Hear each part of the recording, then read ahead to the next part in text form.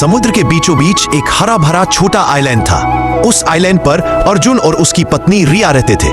दोनों का जीवन शांति से बीत रहा था। सुबह मछलियां पकड़ना, दोपहर को झोपड़ी में आराम करना और शाम को समंदर किनारे बैठकर सपनों की बातें करना।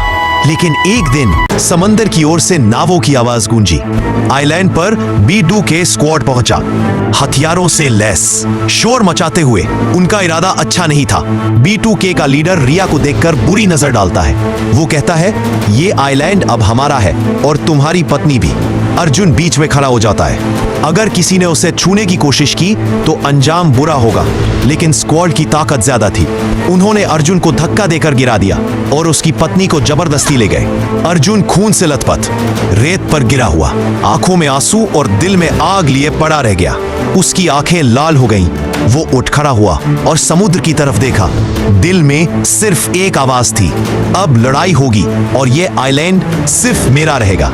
अर्जुन ने अपने हाथ में पुरानी तलवार उठाई, नाव तैयार की और कसम खाई कि वो अपनी पत्नी को छुड़ाएगा। रिया को ले जाने के बाद B2K स्क्वाड अपनी नाव से आइलैंड के दूसरे किनारे पहुंचा और अपने ठिकाने पर डेरा डाल दिया। रिया रो रही थी, लेकिन उसके दिल में यकीन था, अर्जुन जरूर आएगा। इधर अर्जुन ने अपनी पुरानी नाव निकाली। समंदर में तूफान सा मचा हुआ था, लेकिन उसके दिल में आग उससे भी बड़ी थी। हाथ में तलवार, आंखों में सिर्फ बदले की चमक। रात का अंधेरा। अर्जुन चुपचाप B2K के ठिकाने पर पहुंचा। चारों ओर पहरेदार थे। पहले पहरेदार पर अर्जुन पीछे से वार करता है, धड़ाम। दूसरा चिल्लाने ही वाला था कि अर्जुन ने पत्थर से उसका मुंह दबाकर गिरा दिया। धीरे धीरे अर्जुन अंदर पहुंचा। अचानक अलार्म बज उठा। अरे, वो आ गया। पूरी स्क्वाड हथियार लेकर बाहर निकल आई। अब असली जंग शुरू हुई।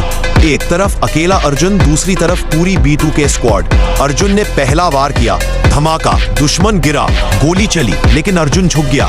तुरंत तलवार से जवाब दिया। लड़ाई इतनी तेज थी कि समंदर की लहरें भी गूंज रही थी। आखिरकार अर्जुन सामने पहुंचा, B2K के लीडर के। तूने मेरी पत्नी को छुआ, अब तेरा अंत यही है, जा।